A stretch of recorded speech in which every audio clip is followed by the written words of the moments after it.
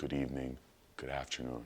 I don't know what time it is where you are, but here we are. Thank you for tuning in. Thank you for being alive. This is NPR.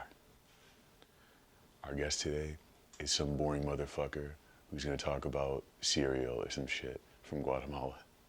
All right, we have our guest, prime cereal maker, Clayton Smith. Clayton, welcome. Welcome to Tom Sketchcast. Yeah, thanks for having me. I just wanna talk about my cereal. It's great to be able to share my cereal journey with the world. I just want everybody to know about cereal and what it's done for me. Yeah, great. Thanks a lot, Clayton. You're a great guest, and just head on out. What? I wasn't done talking about cereal. That's okay. We're done. It was too boring. It's too boring. We lost all of our viewership. Now everybody's just tuning out. Everybody's just tuning out. So yeah, this is episode 4 of the podcast. By the time you're watching this, we've obviously already... I'm in the future, is what I'm trying to say. You're watching my past, so fucking catch up. You know what I'm saying, dude? This is how we're doing it. We're staggering. Not staggering, it's a backlog, okay? We're trying to figure things out. And I'd like to know how you guys feel about this rollout. It's not going to be clean. It's going to be kind of messy, but I hope you guys are seeing what we're trying to do with these clips and these interviews we're doing. Shout out to the amazing people we've been having as guests. And we have an amazing guest today. I know I say that a lot. And it's not Clayton Smith. Special guest, after I chat my ass off for a couple minutes, is Umami, Justin Tomchuk. You guys know this motherfucker. This dude is one of the best animators online right now, creating some of the truly weirdest shit that just tickles your little brain fibers. Amazing chat coming up. Very excited to show you guys that. But first, I want to try something, okay? This is weird. This is a thought I was having, and like, this is either going to be one of the best things I've thought of or one of the dumbest. Let's just start with this, okay? Before I get into links, before we get into this show, before we do everything, can I just please convince you to sit with me and do jack shit for 15 seconds? Now, this is easy for you if you're at home, if you're in bed, if you're in the shower, if you're trapped in a casket somewhere. It's easy to lay there for 15 seconds. It's not easy if you're walking. So I'm saying, if you can and you're walking somewhere, this is something I do sometimes, literally stop walking for 15 seconds. We're not gonna do shit. I'm not gonna do shit. I'm gonna stare at the camera. I ain't gonna do shit. You're not gonna do shit. 15 seconds. All right, let's do it.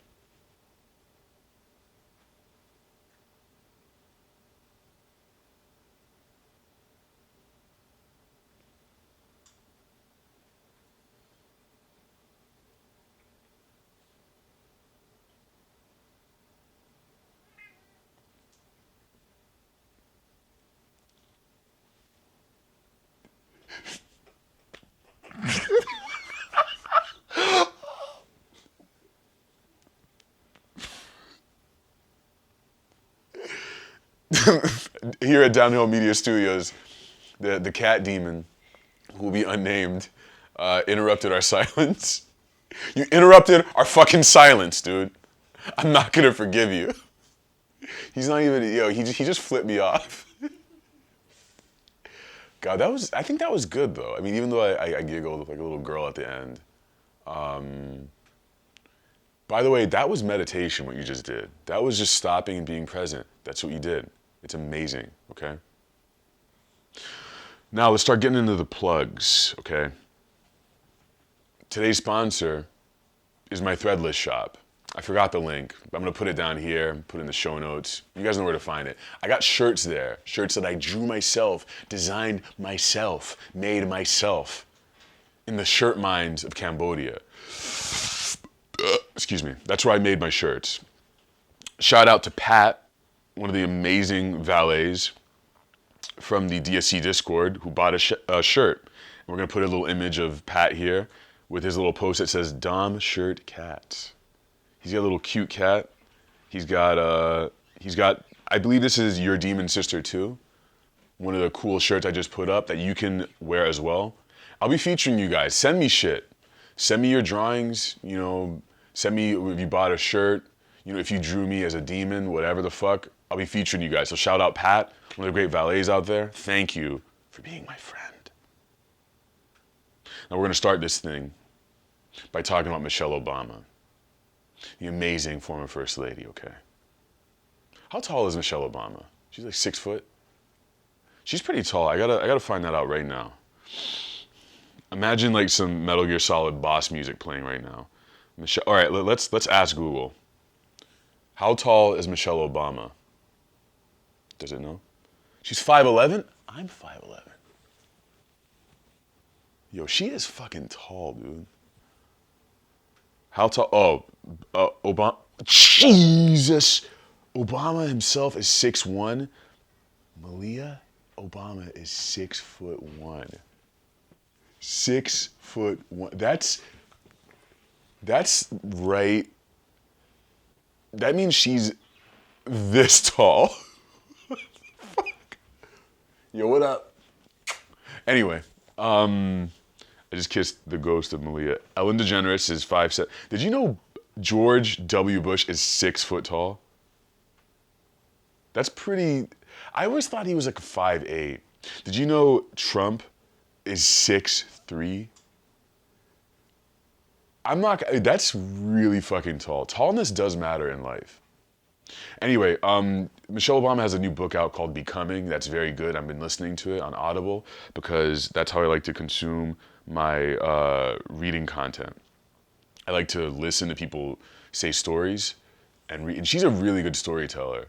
So I've been reading that book, and yesterday at Capital One Arena here in Washington, D.C., the Den of Satan, of Michelle Obama. I was at this event that was really expensive, but it was called An Intimate Conversation with Michelle Obama, where she was talking about the book. And basically, she was just reading, like, she was saying a bunch of talking points, because, I mean, there was a person there to sort of guide her through the conversation. And I think she went off the cuff a little bit, but she was just like, boom, boom, boom, boom. Like, she knew, it was like, go through the childhood, and then we're gonna go through this, we're gonna go through when you met Barack, we're gonna go through your initiatives, blah, blah, blah. And it was a pretty interesting thing to see that many people in a stadium just listening to someone talk.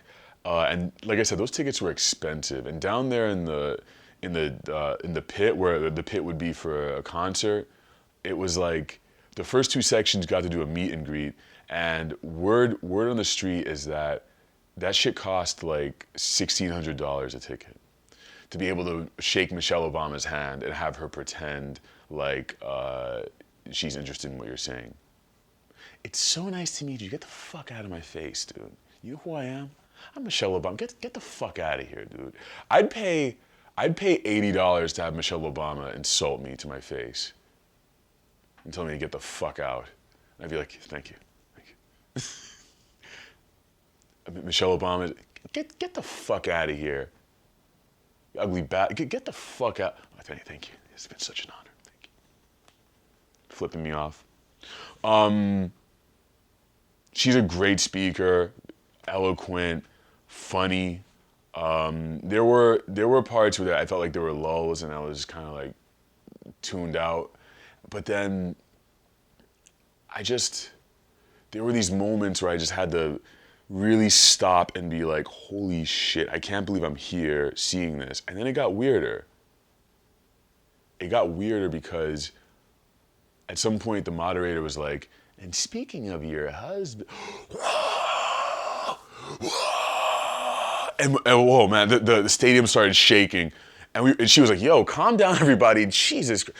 Whoa, he is being summoned. And we all linked hands and went, and then, yo, that shit was crazy. Obama literally came out. I'm not joking now. The thing I just said was a joke, but Obama came out and the crowd, like, whoa, and I was like, yeah, immediately I started like going into the trance. And I've never seen Obama with my eyes. And he was about this small. He was about this small. That's how far we were in the nosebleeds. But I mean, this dude is just like, every time he's talking, you're just like, this is what charisma level 10 is. That's what it is, man. Fuck strength, faith, dexterity, constitution, speed. None of that matters if you have a level 10 charisma person in your presence. This dude could tell me to go beat up a dog. He could probably, I wouldn't do, if Obama, that's a really good question. He could probably convince you to do it. He could probably that's a really good, wait, would I beat up a dog? You gotta fight that dog because he's threatening our nation. I'd be like, what? Really, Obama? Dom, don't ask me any more questions. That dog right there has a fucking gun. I saw him shoot another dog, okay? Take him out. I'd be like, yo, Obama, I don't know if I'm up to this. Listen, you gotta have the audacity of hope. I fucking killed Bin Laden. You can kill that dog. He's beating people up, okay? Massive charisma, and he was just talking about his wife the whole time, and she was just looking like she was blushing, and he bought her flowers. Like, damn, this motherfucker is slick, dude. And he's just, every joke is like, boom, boom, boom, whole crowd laughs, just waves. You could just see him like, he's like I don't know what you would call it. Like, it's almost like a pool player seeing this person talk. Seeing Obama talk, he's just lining himself up. And I always felt like he was really measured. And I feel like Obama, for him, speaking is just like, it's just like taking aim and just like, sometimes it's like a light tap, sometimes it's a hard tap. And he can just move your emotions however he wants. And he's just sending you see ripples throughout the crowd. And that's how that dude got elected. That's as good as it's gonna get. So I saw Obama, that was pretty amazing. I had a fantastic evening. Fantastic fucking evening with the Obamas. Right now, in my world, it's about to be Thanksgiving. I know in your world, you've already experienced Thanksgiving, so whatever, fuck you, you know what I'm saying? I had a fried turkey that was fried in like an infrared fryer. I don't know, I feel like it's probably gonna give me cancer or some shit. I had, on my way to Downhill Media Studios where I am right now, I had some heart palpitations. It's probably because of that infrared turkey. I think that's what did it. Or maybe Obama put a spell over me. Some sort of strange spell. Obama's spell, hold on, it's washing over me. I think, what is that? Is that Chaos Dom? Is it time already, Chaos Dom? All right. Our guest today, Umami, Justin Tomchuk. Amazing animator. He's worked with Adult Swim. He's worked for himself. He's made incredible stuff and is making incredible stuff. He makes his own music, does all kinds of stuff. Yes, Chaos Dom, I'm on my way. Okay, let's throw to Chaos Dom, Justin Tomchuk, Umami interview. Please stick around afterwards. I'm gonna be answering your questions in the Q&A segment. Chaos Dom, here we go. Hey there, would you mind introducing yourself to the people out there in the Shadow Realm? Hey everyone, my name is Justin Tomchuk, otherwise known as Umami, and if you listen to my music, it's under a different name too, which is HEXSYSTEM.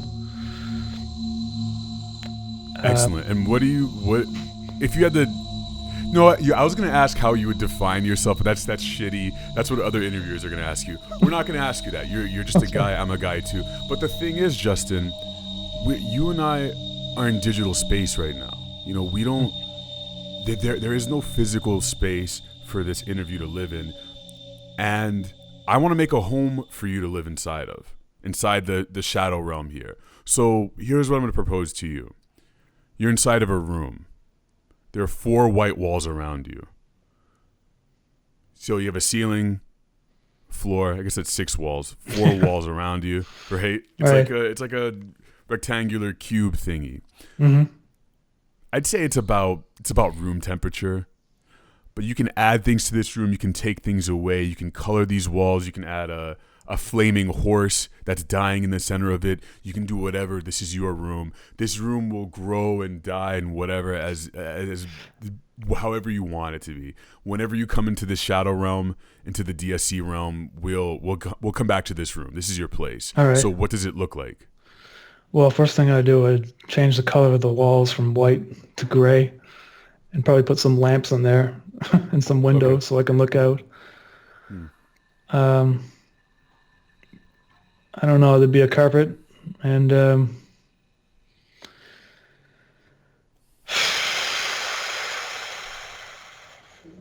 I don't know. I mean, that's all I can think of, right? You know? What's outside of the windows?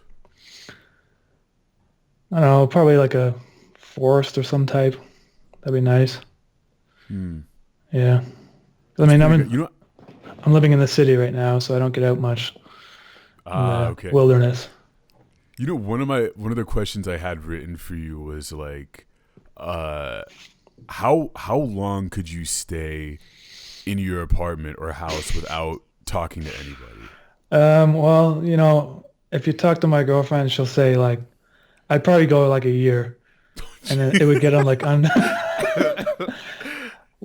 You know, since I started doing these animations, like honestly, I feel like it's kind of what I've been stuck in. Like, I'm not stuck, but I feel like I've been in a void where I've just been in this apartment. I haven't really been leaving too often, and the only place I go is the grocery store or the butcher and the gym.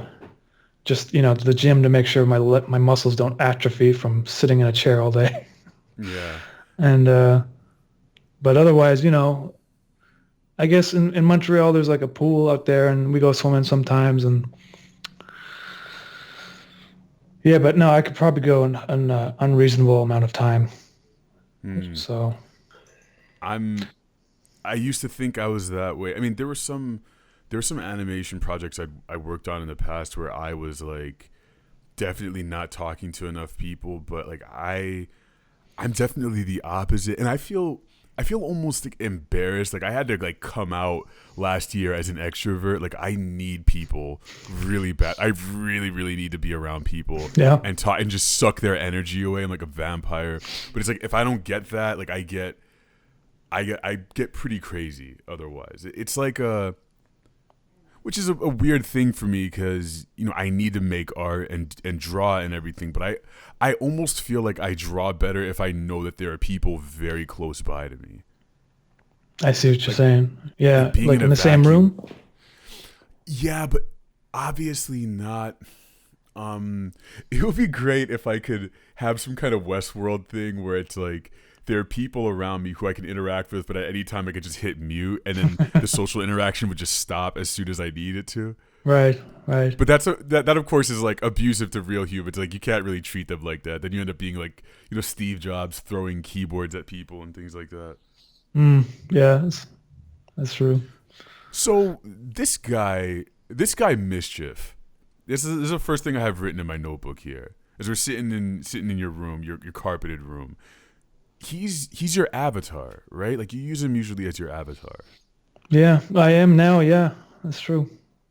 So would you, in this room, would you want me to draw you as Mischief? Is that a suitable avatar, or should it be an invisible presence as you? I always draw something as the person as you could draw some kind of as representation. Mischief. Yeah, I mean that's kind of the character I identify with the most, honestly. Yeah.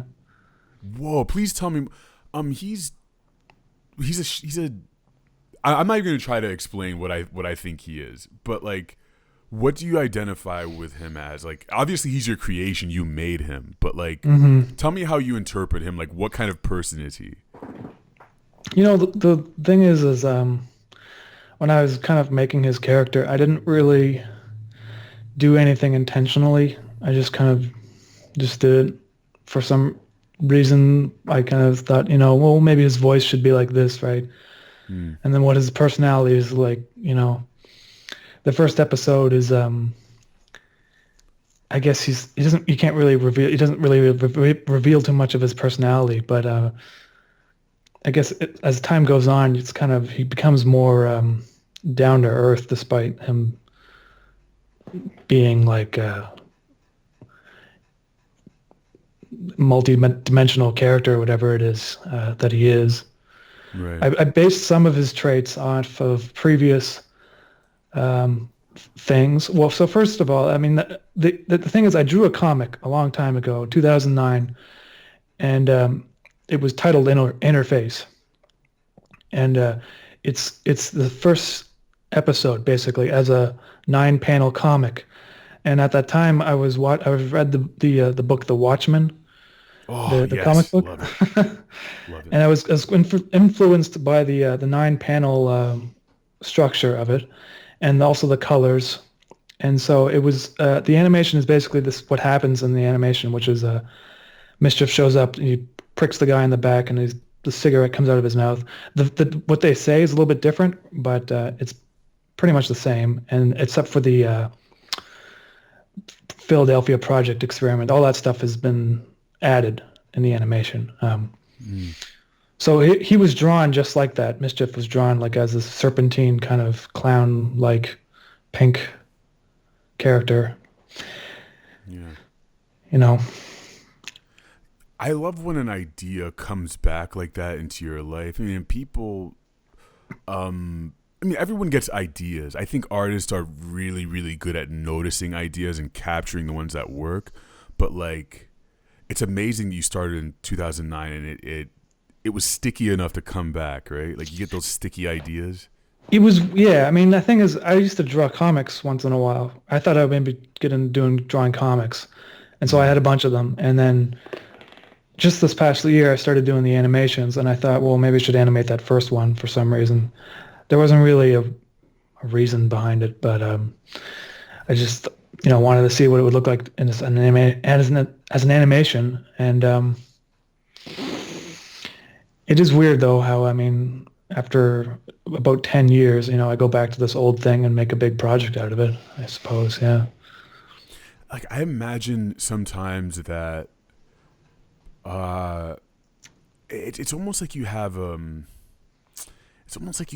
these basement levels in your mind as far as creativity, and you have like these ovens in there where you just have like raw cookie dough ideas, and you just put them in there, and it's like, oh yeah, this one's gonna take about 17 years to cook, but you have no idea, right? It's like an oven.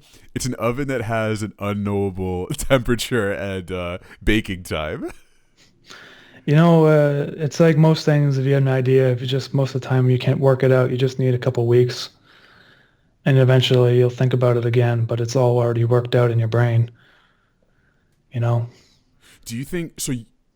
You're saying that you catch up to like the ultimate idea. Do you feel like that's the case? As in the ideal is already existing and you're catching up to it. You know what I'm saying? Well, yeah, I suppose so. I mean, the thing is, for me, when I'm making the episodes of Interface, it's kind of based around music that I'm making. And so the idea is there sometimes. It's in the music that I'm using, and I end up using the music in the episode. And then it takes me a while. Like, I usually don't really know what's going to happen in the animation until it's already like 60% drawn, because I already have some of the ideas of like what I literally need to make the animation. Like, I need a shot of Mischief doing this or a shot of Mischief doing that, but I don't really know what's going on or what they're saying or what the episode is about. I don't know how to explain it, but that's just kind of the way I work for now. Yeah. No, I get it. I mean, I've been surrendering myself more to these moments of being like, I have the gist, but I need to leave room for those moments where it's like, oh yeah, this is what happens, and you just have you just have these moments of, oh, this is what needs to happen for no particular reason. You just know that it's right, and you don't have to explain it to anyone. You're just in control of it. There's no reason for it, right? Exactly, yeah. And then sorry, go ahead. I was just gonna say, sometimes you get all wrapped up in your head, like, is this like the right thing to be doing, or should it be happening this way? And then you think at the end of the day, the people watching the video, they're not gonna be like, oh, you should have did this or did that, right? They're just gonna watch it for what you made and interpret it, and I don't know. Yeah, your job is to follow follow that intuition that, I mean, I think intuition is also a muscle. Maybe not, maybe the creation of the thing, like, I don't know how to put this. I think following your intuition and noticing it and noticing when your intuition is leading you the right way or isn't is the muscle that you're training. Yeah. Because I mean, you know, we've all had ideas where it was like, okay, that wasn't the right thing to do, you know. But you just, and I don't know what that process is like. Do you, like, how do you know when your intuition was wrong? Well, I think maybe it's when you get stuck, you know, because you think, well, the intuition got me so far, right? But I can't seem to complete this animation, or I can't complete a story, or whatever it is. Maybe the intuition was a little bit too much intuition, you know, and there wasn't enough like just actual plan of action. You know what I mean? Oh yeah, you need the other guy, the planning guy. Because you need both. Yeah, you're right. There's this really good Stephen King book. I think you would love. Have you read any Stephen King? I've read some of his books, but it was a while ago. Yeah. Okay. I think I've read The Green Mile and Pet Sematary. Oh man, I feel like some of his stuff you'd really super be into. The Dark Tower, I'd recommend for you. Okay. It's a beautiful, like, it's like the Lord of the Rings, but like a Western epic that's like super raw and just bizarre in like the craziest way. And he uses that book to connect all of his all of his books, which are like, they're like 70 of them. So yeah, and that's. It took him like 30 years to write that too. Speaking of taking a long time, but this book he has called On Writing that he wrote in 2000 is about writing, and he describes the muse not as like this hot chick who floats down, but like he describes the muse as this 50-year-old dude who has a cigar, who lives in a basement, and it's like your job as the artist is just to furnish the thing. You furnish it, and then you just sort of, you show up to him every day, just bring him food, make sure you bring him his like bagged lunch or whatever. And like Stephen King describes the muse as this person who's like, he's not nice to you, he doesn't talk a lot, whatever, but he just sort of like every once in a while, like, you know, weeks of bringing him shit, he'll just give you something, which is just like, holy fuck. But I like that idea because it was it's very working class concept of idea creation. You know what I mean? Which is back to the planning, the planning side of your brain. You know, that's the working class part. That's like, I have to show up and do something and plan it out. Yeah, I can see what you're saying there. A little bit, yeah. And I guess it's sort of like math. It's a little bit like math. It's like measuring and cutting, and like you got to have that part. Otherwise, I mean, we've all known artists who had so many ideas, but almost too many. They're kind of just unleashed. It's like where they can't focus themselves enough to just finish something. Because I think finishing things is like the greatest thing that artists can do. Yeah, this is true. It's, you know, especially when it comes to, well, I mean, so if you have an unfinished drawing or whatever, it's not really a big deal. Sometimes it still looks nice. Or if you get an unfinished painting, it can still look nice to a certain degree. But like, you know, with animations or whatever, and I guess if you're writing a book, I think people need to finish it, like whatever it is, and move on to their next thing, because that's where you develop. It's where you make yourself better, right? Is to move on to the next thing. And if you don't finish the first project, then you haven't really finished anything. Really, you're not able to move on from it, I guess. Have you ever had that issue of scope creep where you get an idea and you just keep adding stuff onto it so you can't finish it because you just keep getting these whispers in your head? It's like, oh yeah, but what if this happens? You're like, oh yeah. How do you? I deal get with that. Sometimes I get that. I got that right now actually. I'm working on my next episode, and I'm having some problems with the ending, but I don't know. it's usually not too much of an issue for me. I don't really have the solution for it, so I don't really say how I can deal with it though. I don't I've know. been thinking of, well, I guess I'll tell you one of mine, and I wonder if this will resonate with you. But like when I'm going on my runs, I'll think about like creative ideas and things, and I notice when I'm running, I get this really aggressive thought of like, if I get an idea and it's sort of getting out of hand and I keep adding unnecessary shit to it, I imagine sort of throwing chains around the idea and just yanking it back to me, almost like it's a supernatural dog creature or something, Okay. just making sure it doesn't get too far, because otherwise it's just gonna be way like miles away and you won't be able to catch it. Yeah, well, you have to limit yourself, right, to bring down the scope of potential ideas, I think. And so, I don't know what it is for you that you do, but for myself, when I was starting the channel, I was like, well, I'm going to limit it into certain ways. I'm going to limit it to like, 20 colors, for instance. Wow. So I only use the same 20 colors, whatever it is.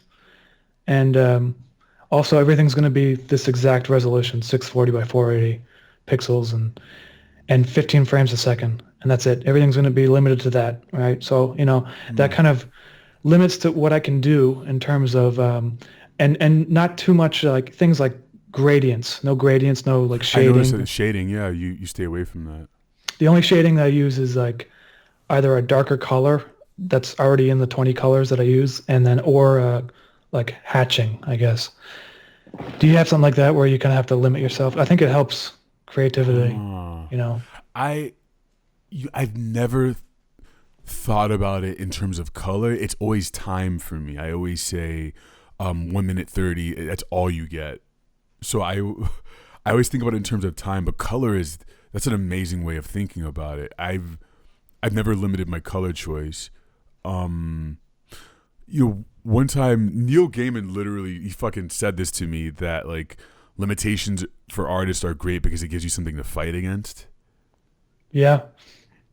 It's like if you only had, like, let's say you made an episode of Interface, and for those of you who are listening who haven't seen Interface, you got to stop being a fucking bum. You got to watch this damn show because it's amazing. I'll gush about it more later. But if you had an episode of Interface where you were like, okay, I only have 20 words I can use, right? Then all of a sudden your brain starts going, all right, you're like fighting around it. You're like, it's like a puzzle or something. Yeah, exactly. It's a puzzle. That's what it is. Yeah. I'm gonna try that color thing. I wanna speaking of Interface, I wanted to ask you about this electricity that this corporation is trying to harness.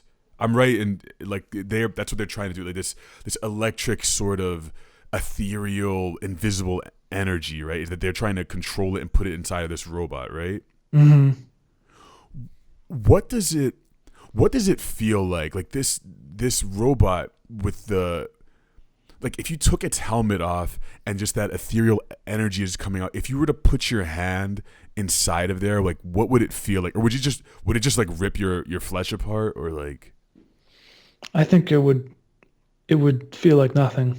It would just basically, if I were to go back and stick to this what I wrote, technically the stuff already existed throughout humanity in the series. Like, it already existed. The only issue is it was revealed in 1943, so it became visible basically. And then because it became visible, they were able to manipulate it and use it in certain ways, I guess.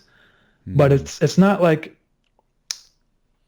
the thing is that what it is basically it's a part of everyone already. It kind of connects everything.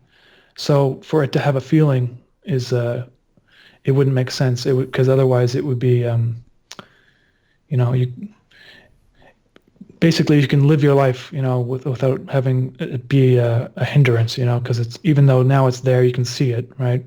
But if you were to touch it, for instance, it's not really there, is what I'm trying to say. It's like it's there, but it's not like It's not something you should be able Oh. to. You can manipulate it, I guess. In the episode, there's some people manipulating it in like glass vials and stuff, right? But it's just kind of it's kind of like water, like benign. It's like a substance that has properties, and but is just kind of exists everywhere. So the same way that water can power things, it can also be harnessed to power things, which is kind of what the corporation is doing, right? Yeah, it's kind of like they call it. Well, I wrote it as cerebral electricity, but it's similar to electricity, but it's not like dangerous like electricity. Like you can't get Oh. voltage and electrocuted or whatever. So Um, I'd like to put you through some free word association. I don't even know what the fuck to call this. I've never done this to anybody, so I mean, you have to bear with me here. I have. sure. I'm gonna give you two things that don't really belong together, and it's gonna be a math problem, but it's not gonna be typical math. 3 + 8. I'm not gonna. That's boring, and we've all done that. I'm gonna put you through an exercise where I do something like, for instance, if I were to say to you, light bulb plus candle, I don't know what that would equal up to. You can also say pass. You can say I don't fucking know. That's a relevant answer. Okay. Okay, so the first one, McDonald's plus Blade Runner equals.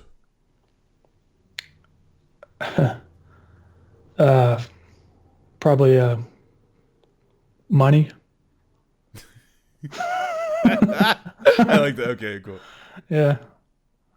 What do you think of when I say Wendy's plus static? Uh, I don't know, like social media. That's pretty good. They have a very strong social media following. Yeah, yeah, yeah. I've been meaning to do some sort of animation about them because I know that they might enjoy it. Like, yes, we get more tweets. That's all they're sitting there with their fat cigars. More tweets. All right, how about Ghost plus mayonnaise? Well, probably like a comedy-based video game.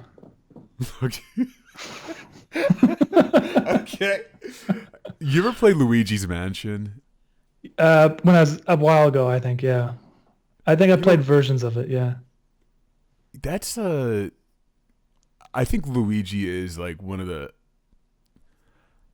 He's a really underrated Nintendo character, and they should be making a Luigi game every year. I think because the way they characterize him, he's afraid. He's very effeminate. I don't know if you can say that word anymore. He's like very effeminate and sort of really sensitive, and he's just like he feels emotions very strongly in a way that Mario doesn't. You know what I mean? Isn't there like an animation that's like in their actual game or something where if you win as Luigi, I think like Mario will come up and like steal your trophy. There's just like some level or something like that in one of their many games. I don't remember that. I had to look it up because I think there's something like that. And then what happens is Mary just like stares at him like he's like asserting his dominance. Fuck. It's like some alpha shit. Yeah. Like, I'm the real brother. Like, it's me, motherfucker. Yeah.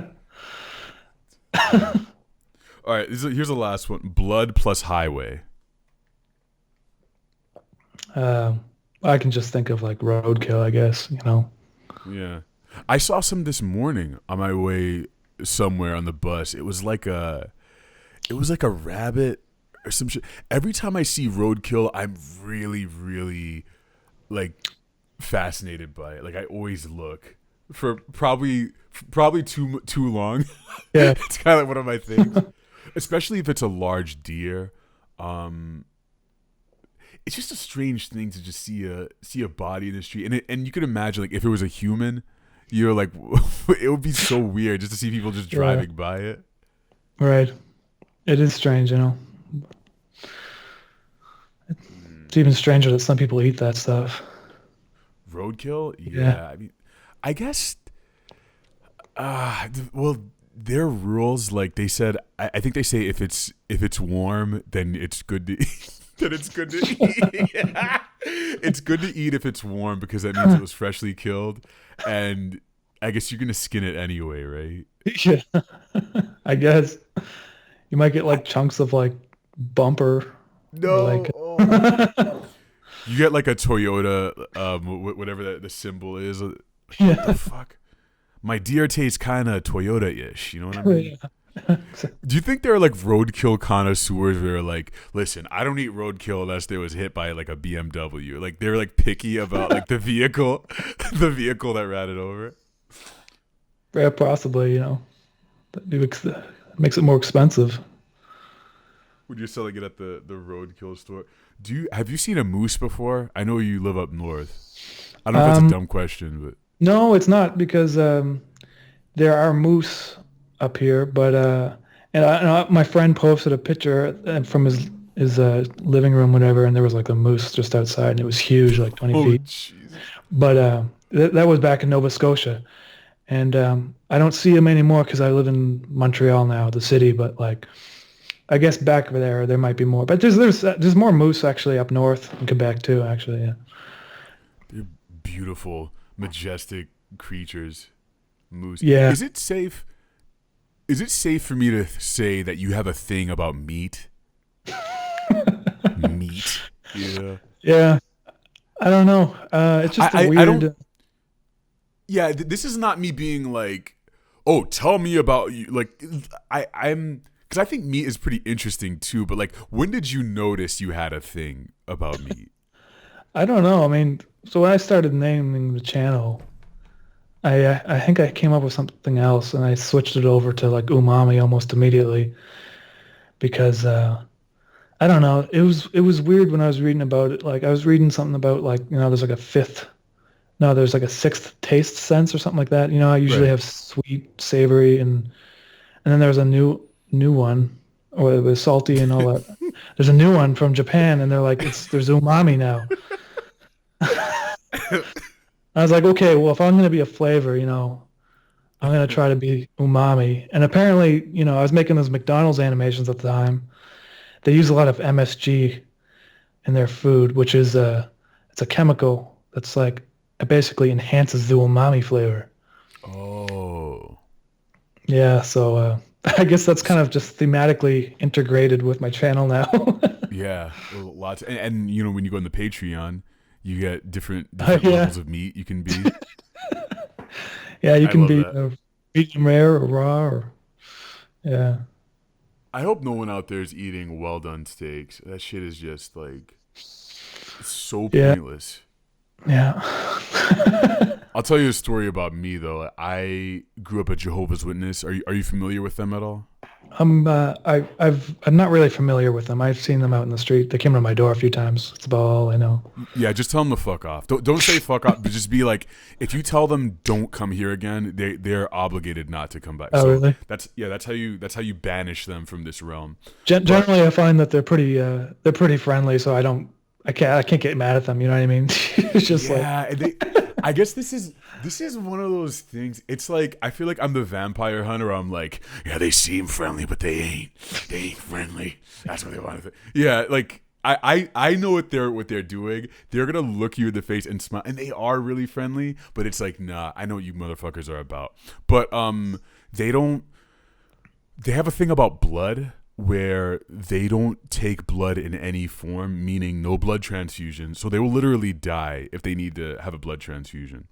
But I've had also, uh, I've had multiple blood transfusions in my life. So really, I guess if I was Jehovah's Witness, I would have died. yeah, dude, you'd be cooked. You'd be dead meat, dog. That's weird. I never know about that. Yeah, they carry cards around them that say no blood, and like if they get into an accident, it's it's very bizarre. Don't- Yeah, it's so weird. But like we also couldn't eat anything that was below well done meat. So Oh, really? yeah, that's all we There's ate. Like blood in it, I guess. right. Yeah. I know it doesn't really make sense. Why did you? I mean, if you don't mind me asking, like blood transfusions, like what happened? Were you in an accident? Like Well, when I was around 21 or 22, I got diagnosed with aplastic anemia, which was some sort of strange disease that came out of nowhere. And basically, my bone marrow, it's a complicated thing, but basically my bone marrow stopped producing blood, and I had to get multiple blood transfusions, and I still technically have the disease, so I have to go. I don't have to get transfusions anymore, but I'm taking medication for it, and so that kind of came out of nowhere, came out of left field, like right after graduating university, and you know, I've been dealing with that for a while, but it's a strange thing. What is that? What is that like? Like at any moment where you just sort of like, I don't, I don't want to say why me, but like, was it? Did you have like existential thoughts about like, whoa, I'm the guy with the weird ass illness? Yeah, it's Like, what is that process like? oh, I thought actually my first thought was this is annoying because it's going to occupy the next 6 or 7 months of my life, and I'm not going to be able to do anything else. Like I was basically broke at the time, so I was looking for a job. I just graduated. I wanted to go out and possibly move to a different province, which I did eventually do, but it was more of an annoyance I found. But I guess I have the luxury of being in Canada, and I don't have to worry about not having health insurance or whatever. It's all covered. Oh right, I forgot. Yeah. Holy shit! Wow, It, I you know, forgot. Yeah, wow. Whew. That's amazing. so I don't have to think about monetarily. It's not really an issue for me. It's just I just gotta go to my treatments. It's just you can't really complain because in other parts of the world you can't. So. Dude, that is beautiful, and I'm just so happy that you're in that situation. And I think, look, I mean, people over here, like myself being one of them, we've been just, this is what we want. And I mean, I'm not gonna make this super political because you know this already, but like it's a battle over here. Yeah. To be like, you say free healthcare and people lose their fucking minds, and I it's know. just, it's so American. It's a very, like, because this is the place that created McDonald's. Right. It's interesting to think that we at the same time adoring money and just not really caring about our bodies that much or life, or like we don't really. It's a very weird place to be in general. But like I'm glad you're healthier now. Yeah. Did you write about the process? Did you draw about it when you were in the hospitals? Not really. I didn't want it to define me. So I don't really bring it up that much, to be honest with you. Yeah. Just kind of just dealt with it, and that's it. So, but I see what you're saying in the United States. I think the goal is most people just in general want the same thing, which is better health overall. It's just about how to do that, and I can't provide any answers. I know that in Canada it works pretty well, but at the same time, it's not, it's easier if you do have insurance in the United States probably to find a doctor quickly. You don't have to wait as long, right?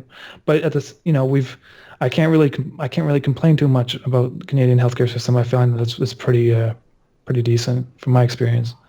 Yeah.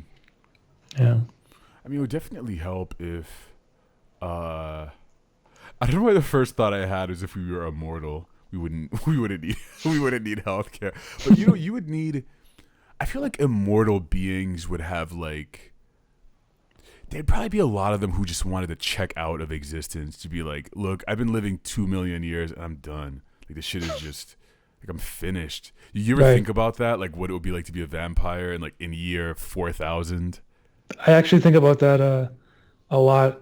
It's weird because if you're following the Interface series, the one of the characters is immortal, the blue guy, and Henrik something. Henrik, yeah, he's immortal. But it's kind of, I've been kind of thinking like, is he actually immortal in the sense that like, if he was thrown into the center of the sun, he would still be alive? You know what I mean?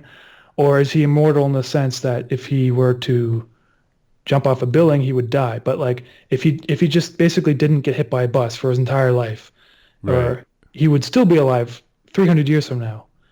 It's like the effects of like his DNA, they don't deteriorate with time, so he can just live forever, right? But it's not like he's actually immortal. like Superman's immortal, you know? Yeah, I mean, I think the word you're also looking is invulnerable, right? It's like I can't, Yeah. yeah, I can't like I can't pierce you with something. Like Superman can't die really in any. But yeah, I guess those are different. Like, you know that things. movie, that recent, I don't know if it's recent anymore, but he gets like shot right in the eyeball and there's like a bullet that like goes into his Oh eyeball. yeah, yeah. And it's kind of like, at what point does he, how, like what, just start imagining things like, okay, well, how can I kill Superman if he can, you know, without kryptonite, right? So you just, if I just encased him in concrete, right? Like No, you 20 can't. by That 20, that wouldn't work either. yeah, I you mean, can't do anything. one good way. You're a comic reader, right? I mean, not so much, really. Not really. I once, like, I maybe probably read like a couple graphic novels in my life, and Or like Watchmen and stuff. yeah, Um, but like Grant Morrison wrote. I think you'd really love his stuff, and I have something to read to you from Grant Morrison. But sure. like, he wrote this thing called All Star Superman, and the idea was like he basically wrote the greatest Superman story, and like in this story, he's like God. Like someone shoots him with a kryptonite gun, and then he just sort of goes, "Oh, oof, oh man," and then he just that's like you can't kill him. So Right. the idea was like to just elevate him to this point of like, okay, we're talking about God here. Let's not fake it anymore. And no, he can't be killed. But like, I think that's why I love Dr. Manhattan, and I think about him all the time because I just love the idea of supreme immortality mixed with this boredom of just understanding all of time and space, Right. Right. Yeah. but being just human enough that you're like, oh, this is boring, you know? Like, oh, and you know, any relationship I make, like I know how this is gonna end, and I think that was the thing about Dr. Manhattan that was always the most perplexing and beautiful to me, of like perfect recollection of every moment that you would potentially spend with someone or that you have spent with a particular person, you know? Right. Right. Yeah. It's hard to imagine what he thinks because he can think about like everything in every possible way. You know. And I think that ignorance is what makes us so human. And I don't know, like you were talking about how to kill Superman, and I think you'd have to destroy his will from the inside. Like you don't kill him with any physical property. You gotta like, I mean, well, the typical supervillain thing is like, okay, I'll kill your wife. Like, nah, that's not really what I'm saying. It's like, I think sadness. You know what I mean? Like sadness is how you kill it. Like loneliness. Like you plague him with, I don't know, some kind of situation where he's like, oh wow, I don't want to do this anymore. Yeah. I mean, if he's running around saving everyone every other day, the police might just stop doing their jobs and they might just be like, well, you know what? Superman will show up and he'll do it. But you see, this happens all over the world. And then eventually everyone relies on Superman. He's going to get pretty tired of it. Right. You know? So like that is, you know, I was wondering about that too. It's like if someone is invulnerable, like I can't stab him or shoot him, does that also mean that their psyche is invulnerable? You know, does that mean that their personality is somehow bulletproof? Because that's a strange concept, right? Like You just got to start bullying Superman. yeah, like because he doesn't kill people. So if you got a lot of people to just be like, yo, fuck you, man, he'll leave. He'd be like, yo, what do you mean, fuck you? So we're basically gonna make fun of Superman, and that's how you would kill. You just hurt his feelings really bad, which sounds. I mean, that's the only way you would do it. You know what I mean? Yeah. All right, so I'm gonna That's read true. you this thing from Grant Morrison, who he's a self-proclaimed magician, and I don't know how to feel about that. I think it's really interesting. Another self-proclaimed magician, Alan Moore, you know, writer of Watchmen, but he was Right. writing about corporate sigils. I mean, this is a portion of his essay on magic, and he was writing about corporate sigils like Nike, Coca-Cola, McDonald's, and he's describing these things as having magical properties. I'm going to read you this paragraph. You may or may not have thoughts on this. Corporate sigils are super breeders. They attack unbranded imaginative space. They invade Red Square. They infest the cranky streets of Tibet. They etch themselves into hairstyles. They breed across clothing, turning people into advertising hoardings. They are a very powerful development in the history of sigil magic, which dates back to the first bison drawn on the cave wall. Now, as much as you've talked about McDonald's in your art, it's sort of, do you feel like there's any truth to that? It's hard to see. It's hard to. Well, I guess he's painting it as a bad thing. Not necessarily. I mean, I think he's just calling it as it is. He's Right. like sort of like a symbiotic virus, you know, like a man-made virus. And I'm just a little confused. How does that relate to magic for him? Like, what was he saying? Alan Moore was saying the magic. Yeah, well, the idea of sigils, you know, like you create a symbol to represent like really powerful, intense ideas of something you want to, you know, make in the world. And they've corporatized it basically. Right. Oh. So every time you see that golden M, boom. Right. It's this idea. It's in your head. Like they just got you. Kind of like how, like, you know, it used to be a cross or whatever for the church, where you get the golden arches, like you were saying. Right. I don't think it's a bad thing. I think there's a, you know, I think you can't take a design or an emblem and be like, this is only going to be for sacred stuff, you know, because technology needs to develop and people need to be fed and stores need to employ people. I guess, like, what would they do really? Just have names without logos and stuff? I guess I haven't really thought too much about it, to be honest. But I mean, I watching your videos, I have wondered about your thoughts on McDonald's. Like, do you go there and think to yourself, is it just a business to you? Like, do you think about the philosophical aspects of McDonald's when you go know what? there? I used to avoid McDonald's like a lot. I would never go there ever because I was like, this is nasty food, man. This is gross.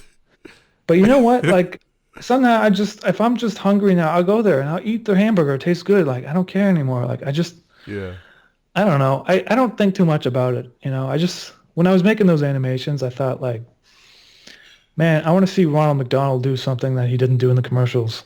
Yeah. You know? Yeah. I want to see him like have like a mental breakdown on the highway. Like, I love it so much. It's great. It's very Blade Runner-esque to me, that video. Like even the Grimace one, I just feel like it's so Ridley Scott. It's so like, I don't know, like digital loneliness. It's kind of, I think there's something about, I've seen loneliness in a lot of your work. That's how I interpret it. I think a lot of these characters are lonely. And I was kind of thinking about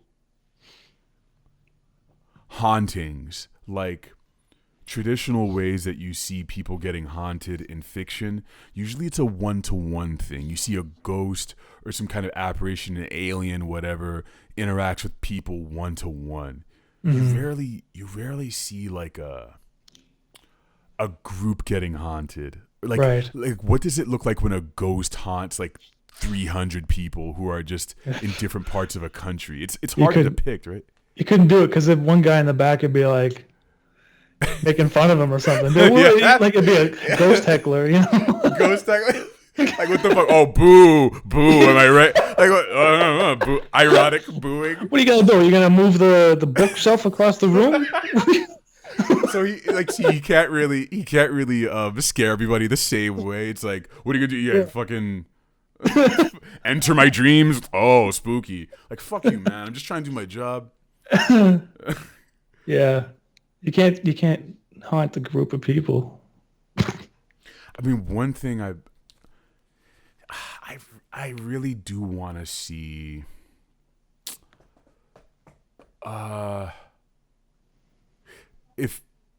If I could wish for something right now, if a genie came out right now, I'd be like, you know what? I'm gonna give Justin $1 billion, like too much money, to basically hire like 500 top animators to animate the different people who are inside the world that Henrik lives in. And Right. if you could somehow play 500 videos around, like, so yours is at the top, but we also see 500 other perspectives in that world, and you could just sort of see all of them. I think that would be,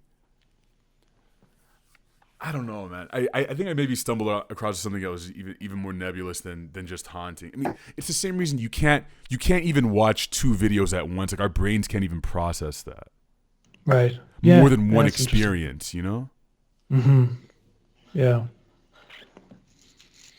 I mean, I guess technically, if you have something like Mischief and Henrik in one scene, it's kind of 2 experiences, sort of.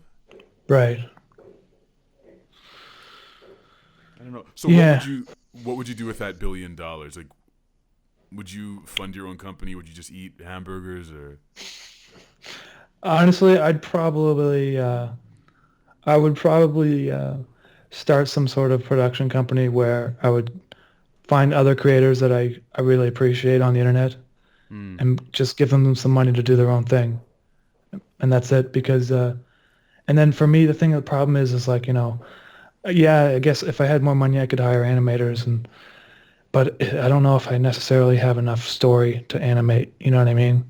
Oh, Like, I'm still okay. coming up with it myself, and it's hard. I mean, I guess I could hire writers too, but then Right. the product's going to change, and I don't know, you know. Yeah, it's like, how do you keep that quality? Like, if it's just coming out of your brain, it all has the same quality because it's you, right? Yeah, and I mean, I wouldn't like. I'm not like overprotective of it. I'd like to work with other writers because they would definitely be able to help. I think that writing is probably one of my areas I need to work on. Oh, So, yeah, what is it about writing you find difficult? well, here's the thing. Traditional writing, I guess, like if I were to write a movie that would get funded,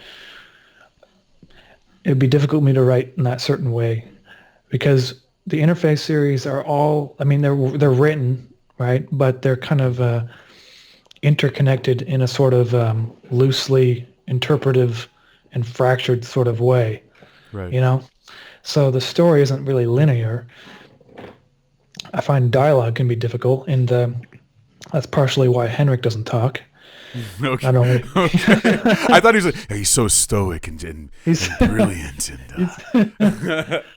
I mean, it's mainly so I don't have to hire an actor every single episode. I mean, I voice Mischief, and I wouldn't be able to voice. I mean, I suppose I could voice Henrik too, but I don't know. I just like to have one voice per character, because that's just the thing. I don't. Yo, please put me in an episode. This interview has been all just me building up to just please put me in there, man. I'll put you in something. Yeah. Yeah, I got to find out where. I mean, the problem is there's a bunch of people I want to get, but I like the episodes take me so long, and every episode I don't necessarily have a third character that appears. You know what I mean? Oh, so you would just be like you would just be adding someone who's like, oh, the snail is talking for some reason. Exactly. The snail. Just turn around. Mischief looks over in the corner. There's a snail. And he just has something to say. We just cut back, and that's just the rest of the story.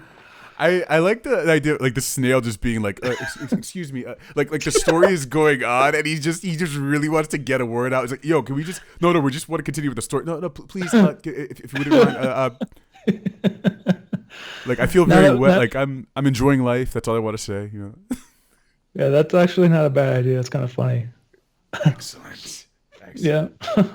What do I got? We're still chilling in the room. We're taxiing towards the end. This nice cozy room that we've been inside of. You didn't forget, right? No, I'm still. Yeah, we're still in this place. Right. Next time you come around, we'll hopefully add something, maybe take something out of this room.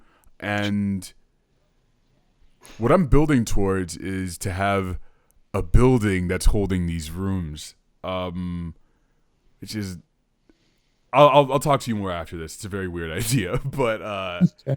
yeah, dude, Justin, it's been a pleasure. Hey, man, I appreciate it. I appreciate the interview. You know, this is probably one of the first interviews I've done. What? People aren't just banging on your door, just be like, "Hey, Justin, please." Well, I mean, yeah, they are to a certain degree, but they're not really interviews. It's just kind of fans and stuff, and so. All right, cool. Yeah, dude, this has been a pleasure. This will not be the last time. Please tell everybody where they can find you. Plug your shit. Sure, you can if you're looking for my animations, just it's youtube.com/umami animations, or just type in Interface episode 1 on YouTube search. I'm sure you'll find the first episode there, and that's about it. I mean, I have Twitter, but I don't really use it, and I've just basically been using YouTube. So Fantastic. Dude, Justin, thank you so much.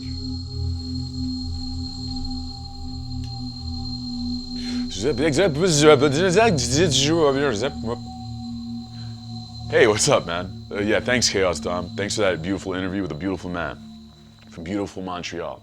Oui, je parle français. Oui, je parle français. Comme les gens de Montréal.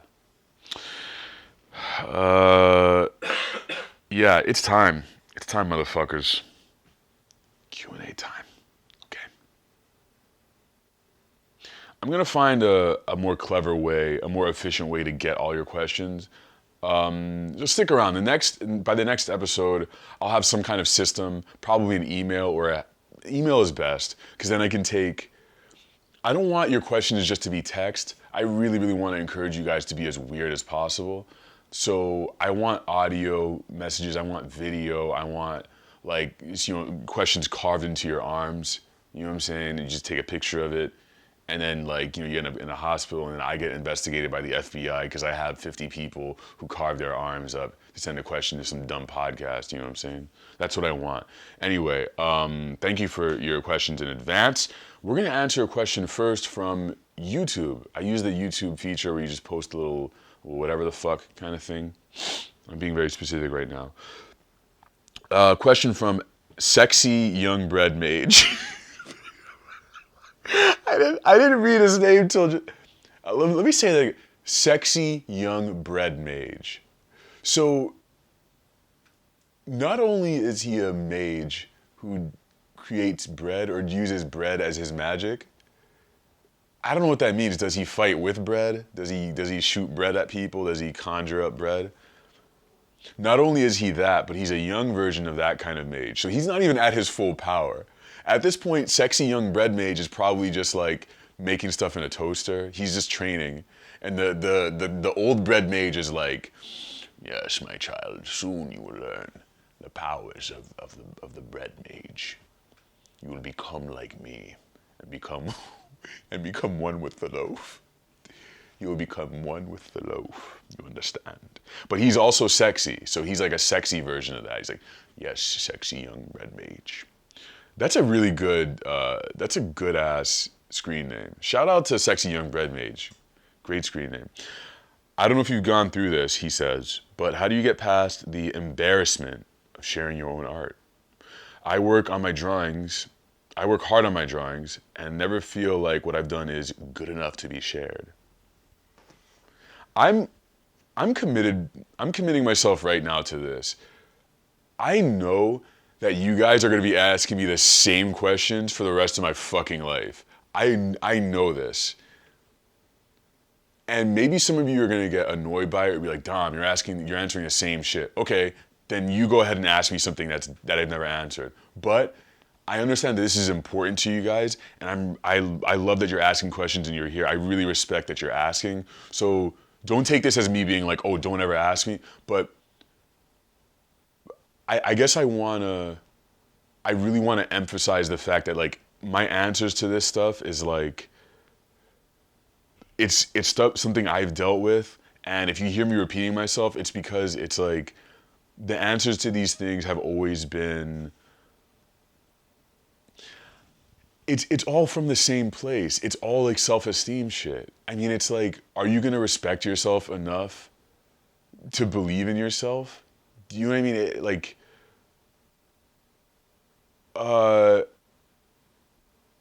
You're gonna have to suck for a really long time if you want to be good at anything. You have to.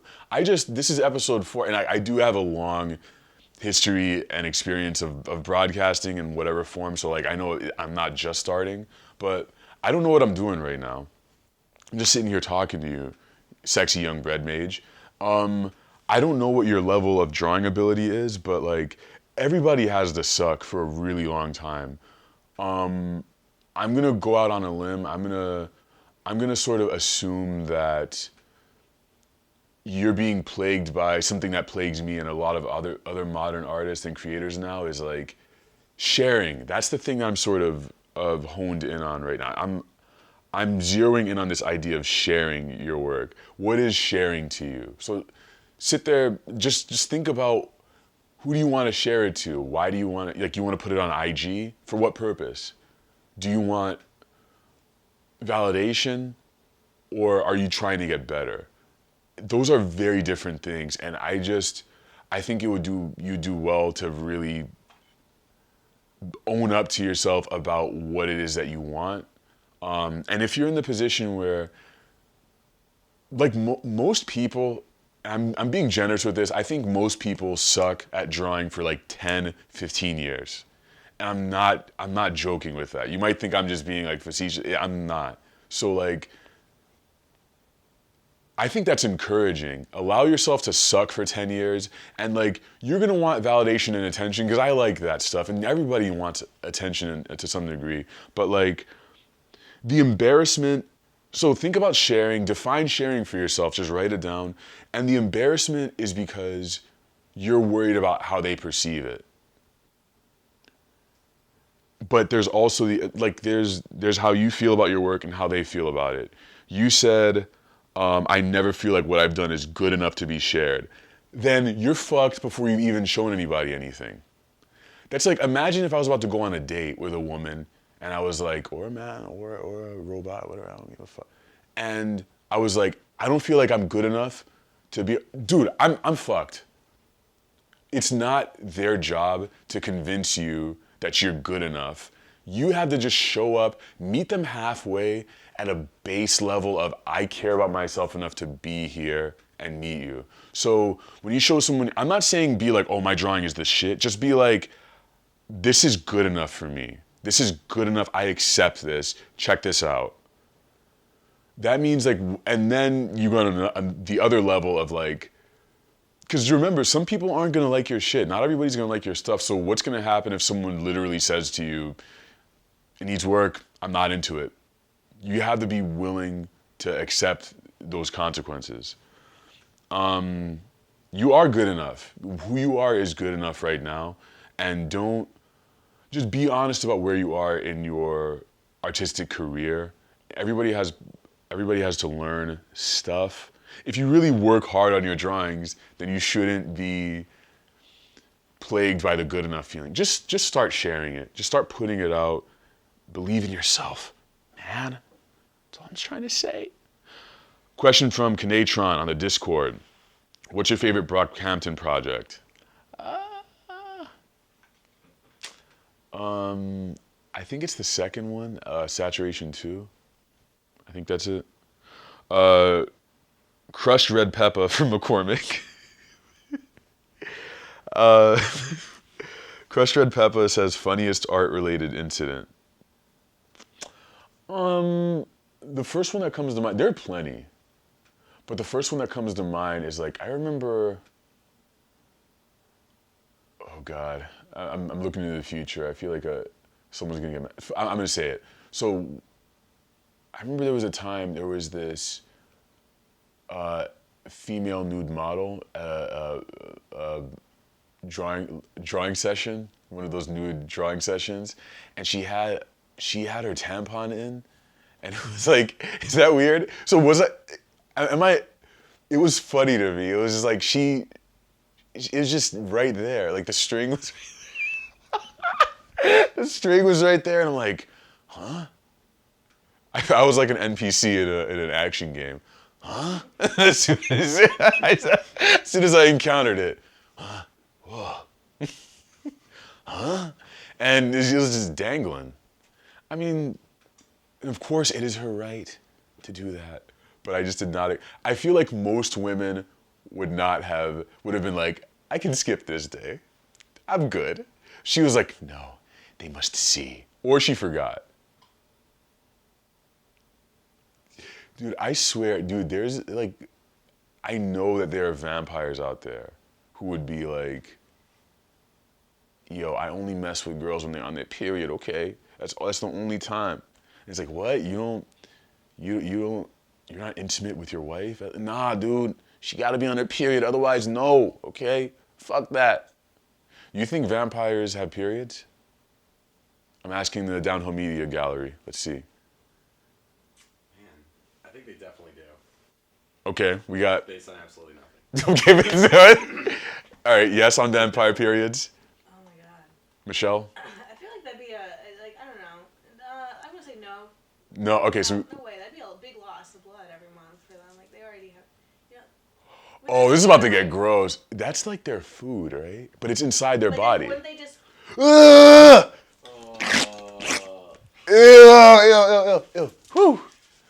But that's their food, but it's in their body. but do they actually have blood in their body, or? You have to. You have to. That's We're why I talking think it about happens. the It's just, vampires, and you're talking about how they have to have blood in their body? Come on. I don't know. I think they do. Okay, so we got a yes and a no. They have to. The physics of our biology, if I do this with my arm, it's because my heart said, and then the blood, whatever the fuck, right? Vampires have blood, man. That's all I'm trying to say. Okay. I'm gonna go to some of the other questions that I got. A lot of people don't go on the DSC subreddit, but you guys should because it exists, and I'm gonna be updating it more because I want to be a better content creator. That's all I care about is content, baby. All I care about is content and my vampire GF, all right?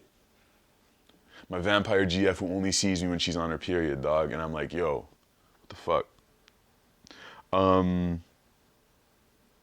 Vampire periods. That's my band name, you guys. Dunder Nuffin says, where do your creative manifestations come from? I usually lack any creative vigor, except for random moments of intense inspiration, leading to me either yearning to attempt songwriting or drawing. These feelings fade away fast, and I realize how difficult and simply dumb my art would be if I chose to continue it. How do you undertake projects of any size, and how do you turn those creative feelings into experiences for other people? Whew. Thank you. I'm gonna answer your question one by one. Where do your creative manifestations come from? People have been trying to figure this out for a long time, but I think my understanding of this is that creative manifestations are your perceptions of your reality and a combination of seemingly unlinked ideas, moments, and like, this is what they don't teach you in school, but some people have an aptitude for it. You have to train yourself to know this. It's basically like this. It's like, I'll tell you, this is I'm gonna do it for you right now, you guys. This is special, okay? Don't forget to hit like and comment on the fucking thing before I do this demonstration. I'm gonna, part of your question was answered in the last question about like motivation. Just do it. Just fucking make the thing. But here's a very simple exercise you can do. Combine two things that should not be combined. All right, you talk to a math person, right? You talk to one of these smart ass people you see every day who's like, I got straight A's in school. All right, yo, put them through this, all right? Let's see what they do. Coffee plus phone. What does that equal? Oh, it's impossible. It's not real. I mean, like, how would you do it? And they laugh at you, right? Wrong. Fucking wrong, because you're an artist. Here's what you do, all right? When you're sitting there and you have these ideas, you take them seriously. Coffee plus phone equals coffee phone. What does a coffee phone look like? What does a phone look like if you could actually just drink coffee out of it, right? You just hit the button. That's coffee phone. That's me mushing two things together. That's a creative idea. How do you turn those feelings into experiences? That's it. And I'll admit, dude, I'm like Serena Williams with that shit I just did. I'm not even gonna lie to you guys. This is, like, I've been training to do this my whole fucking life. Like, I'm a samurai with putting shit together that shouldn't be together. And the more you do it, the more confident you'll get in it.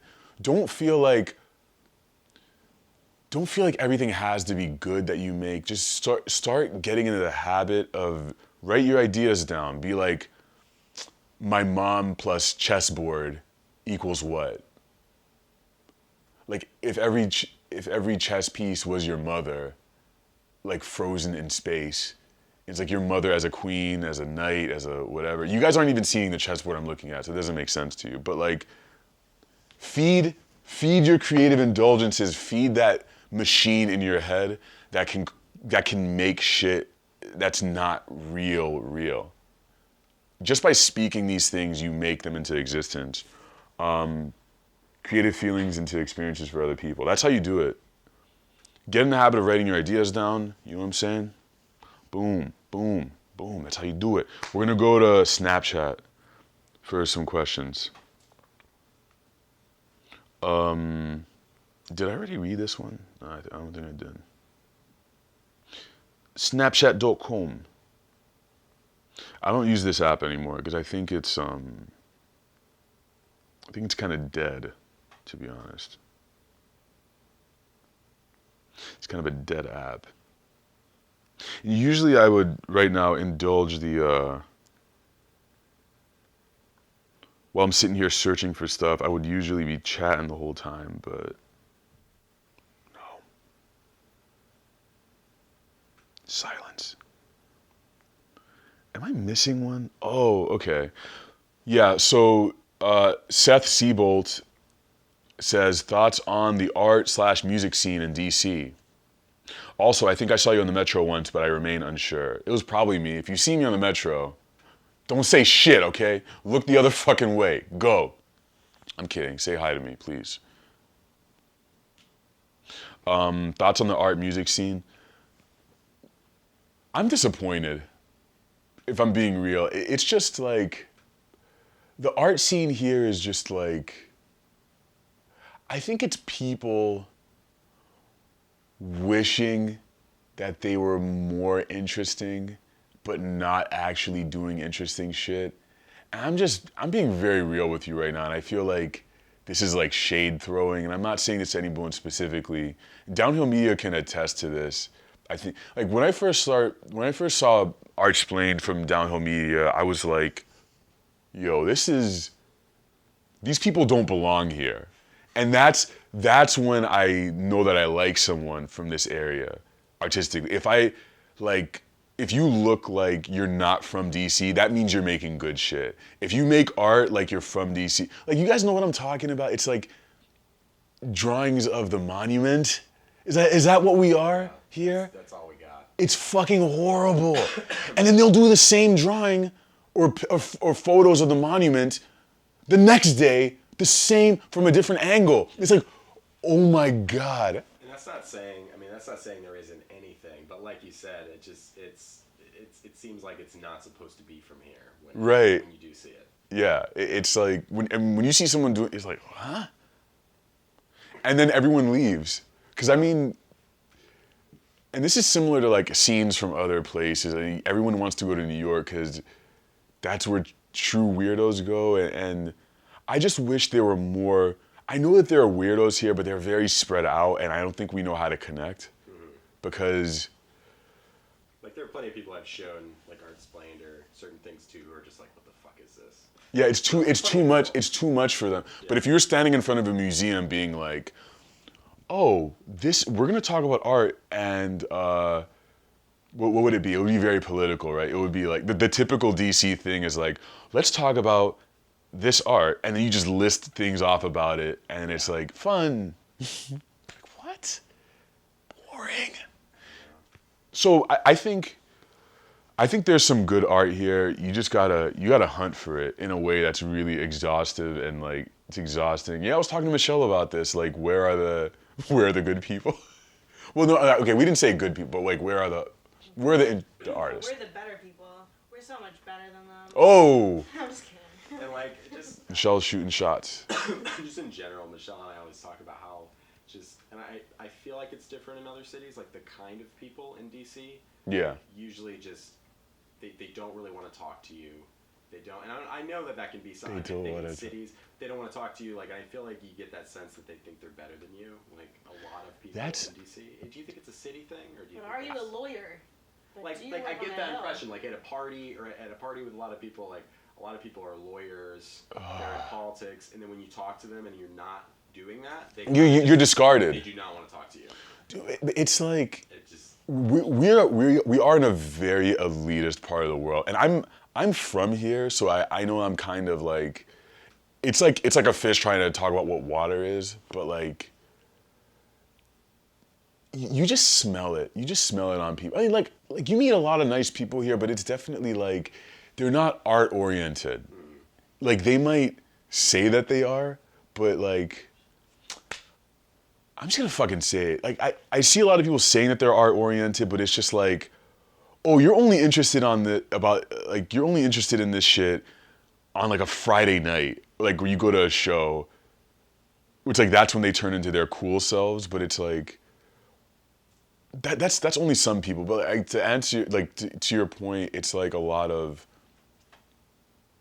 I don't think a lot of people here understand how to connect on a truly an artistic level, specifically like when you risk things and you really try to express things in yourself that aren't about catering to everybody. And I feel like because DC is like everything is like so clean and nice and it caters to everyone. So to have a perspective that's really like yourself, people don't know how to relate to you. And that can definitely be hard because like doing what I do for my main job, sometimes doing a lot of marketing and advertising video stuff, it can be really hard because I'll have to think like I'll come up with an idea and then I'll think like I have to think of an idea that it's something that everyone else wants. Yeah, so you're going in their head. It's really hard for me, even though like I think I can do it, but it's just like it's difficult and it's I don't know, it's not where I want to be, I guess.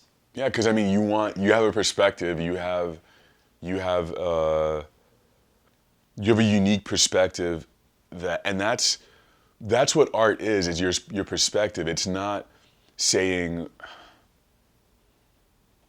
like I can get away with it sometimes, like a little bit. They'll give you like a with a little bit, but then sometimes they're just like, what is this? Like no, you gotta scale it back. It's like, all right, here's your Lincoln Memorial. Yeah. You know, pretty much, yeah. ugh. But yeah, so the scene here is. But even me complaining about it, I feel like even me complaining about it publicly it feels like anti-DC art scene too. It's like you can't even. And yeah, it's not. I don't think we're saying, and I don't get the impression that you're saying that there's nothing here. No. But it's just in general, you're totally right. Like it's just not. You know what it is? DC art scene is a painting that says resist on it. It's a hand-drawn painting that says resist, and it's like an angry face on the bottom. Like, oh great, like Trump, is that what you're gonna, or kill Nazis or something. By the way, I don't wanna see a swastika, obviously in the original form, where a neo-Nazi has it on. I don't wanna see that shit, even if it has a stop sign on it. I don't wanna wear that shit. I saw some buttons before the Michelle Obama thing. They were selling buttons that had a no Nazis thing, like a swastika with a thing. Like, no, I'm not wearing that shit in any way. I'm not drawing it. I'm not drawing Nazis, even if they're getting punched. I'm like, no, it's not happening. And I would just be worried. It's like I'd just be worried about it, like wearing something like that, because like, what if people see it at a glance? And they Right, really do exact. things? It's just like wearing a red hat. Like you can't do. You're right, Brett. Anytime I see a red hat, I'm, huh? Oh my god. Like, Huh? Just like the vampire tampon lady, man. Huh? She had a red hat on, by the way. I didn't mention that. She was wearing a tampon hat. That might be kind of cute, like a little like, it would look like a Smurf hat, like a little tassel on it. Anyway, from Instagram, we got another question from Karen Dillon 714. Who are some of your favorite comic book writers, and have you ever thought about going into comics? Yes, I've thought about going into comics. I would love to write a comic. I don't want to draw one. That's too much work. Favorite comic book writers: Neil Gaiman, Grant Morrison. Those are two. Grant Morrison is more classical. Neil Gaiman is obviously just out there. Ed Brubaker, very good. Brian Michael Bendis, obviously. You know, I almost said Frank Quitely. No, he's an artist. Garth Ennis is like... Garth Ennis is Garth Ennis. Come on, legend. Fucking legend, man. Trying to think of my favorite. Who wrote Why the Last Man? Do y'all know by any chance? You remember? Brian K. Vaughan, Brian K. Vaughan wrote Why the Last Man. Who wrote Fables? Fables was written by...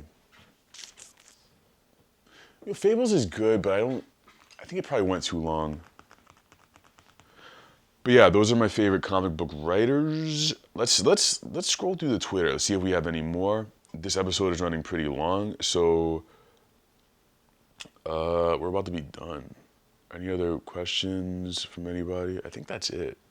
You guys, once again, I gotta thank you for listening. I'm just gonna refer to people in plural. I can't do the you thing. I can't do it. I only think of people in plural, apparently. Thank you for listening. For that moment of silence earlier. Shout out to Umami, Justin Tomchuk, amazing animator, who I hope we're gonna work with at some point soon. I'm gonna be knocking on his door like, please work with me, please. Shout out to Downhill Media Studios. Downhill Media, home of Artsplain, which you should check out. I got nothing else to say to you people. I'm done. Like and subscribe. What else am I supposed to say? I know we're on iTunes now at this point, so you guys, it would be nice if you left a little review on there. But that's it. Fuck y'all, I'm done, man.